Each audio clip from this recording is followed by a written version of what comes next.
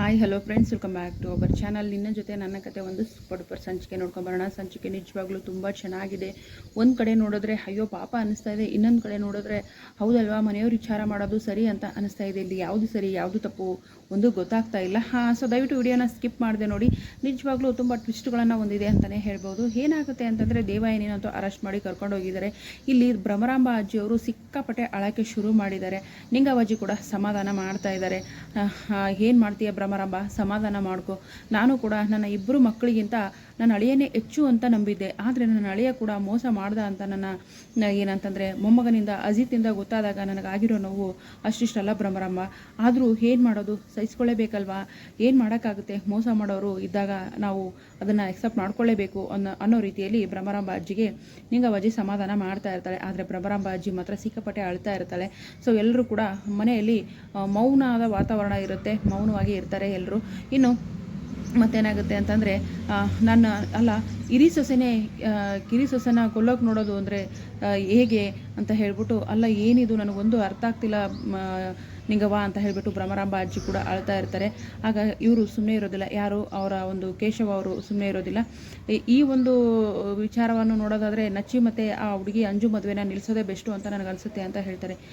ಎಲ್ಲರೂ ಒಂದು ಕ್ಷಣ ಶಾಕ್ ಆಗ್ತಾರೆ. ಹೌದು, ತಾಯಿಯಂತೆ ಮಗಳು ನೂಲಿನಂತೆ ಸೀರೆ ಅಂತ ಕೇಳಿಲ್ವಾ, ಹಾಗಾಗಿ ಈ ಮದುವೆ ಯಾಕೋ ನನಗೆ ಬೇಡ ಅನಿಸುತ್ತೆ, ಇಂಥ ಒಂದು ಸೊಸೆ ನಮ್ಮ ಮನೆತನಕ್ಕೆ ಬೇಡ ಅನಿಸುತ್ತೆ, ಏನಂತೀಯ ರಾಮಣ್ಣ ಅಂತ ಹೇಳಿದಾಗ ಹೌದು ನೀ ಹೇಳ್ತಿರೋದು ನಿಜಾನೇ, ಸದ್ಯಕ್ಕೆ ಈ ಮದುವೆ ಬೇಡ ಅಂತ ಅನ್ನಿಸ್ತಾ ಇದೆ ಅಂತ ಎಲ್ಲರೂ ಹೇಳ್ತಾರೆ. ಸಂಗೀತ ನೀನು ಏನು ಹೇಳ್ತೀಯಾ ಅಂತ ಕೇಳ್ತಾರೆ. ಯಾರು? ಅಜ್ಜಿ, ನಿಂಗವ್ವಜ್ಜಿ. ನಾನು ಏನು ಹೇಳಿ ಅತ್ತೆ, ನನಗೇನು ಒಂದು ಅರ್ಥ ಆಗ್ತಿಲ್ಲ, ಸದ್ಯಕ್ಕೆ ನನಗೇನು ಅರ್ಥ ಆಗ್ತಿಲ್ಲ ಅಂತ ಸಂಗೀತ ಕೂಡ ಹೇಳ್ತಾರೆ. ಸೊ ಎಲ್ಲರೂ ಈ ರೀತಿ ಮಾತಾಡ್ತಿರ್ಬೇಕಾದ್ರೆ ಅಲ್ಲಿ ಅಂಜು ಮತ್ತು ನಚ್ಚಿ ತುಂಬ ಪ್ರೀತಿಸ್ತಾ ಇದ್ದಾನೆ ಅಂಜುನ. ಹಾಗಾಗಿ ಒಂದು ರೂಮಲ್ಲಿ ಕೂತ್ಕೊಂಡು ಅಳ್ತಾ ಇರ್ತಾರೆ. ಅಲ್ಲಿಗೆ ಭೂಮಿ ಕೂಡ ಹೋಗ್ತಾಳೆ.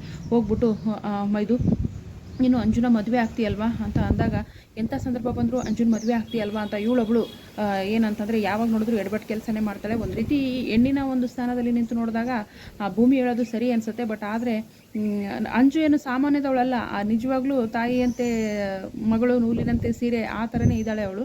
ಸೊ ಸದ್ಯಕ್ಕೆ ಮದುವೆಗೆ ಬಂದು ಮದುವೆ ನಿಂತು ಅಂದಾಗ ಯಾವ ಹೆಣ್ಮಕ್ಳಿಗಾದರೂ ನೋವಾಗದೆ ಅದೊಂದು ಸ್ವಲ್ಪ ಬೇಜಾರಾಗುತ್ತೆ. ಸೊ ನಚ್ಚಿಗೆ ಹ್ಞೂ ಅತ್ತೆ, ನಾನು ಅಂಜುನ ಪ್ರಾಣಕ್ಕಿಂತ ಹೆಚ್ಚಾಗಿ ಪ್ರೀತಿಸ್ತೀನಿ, ನಾನು ಯಾವತ್ತೂ ಅಂಜು ಕೈ ಬಿಡೋದಿಲ್ಲ ಅಂತ ಹೇಳ್ತಾನೆ. ಈಗ ನೋಡಿದ್ರೆ ಆಯಿತು ಇಷ್ಟು ಸಾಕು ಮೈದು ಅಂತ ಹೇಳ್ತಾರೆ. ಇಬ್ಬರನ್ನ ಒಂದೇ ಸಮ ಅಪ್ಕೋತಾಳೆ.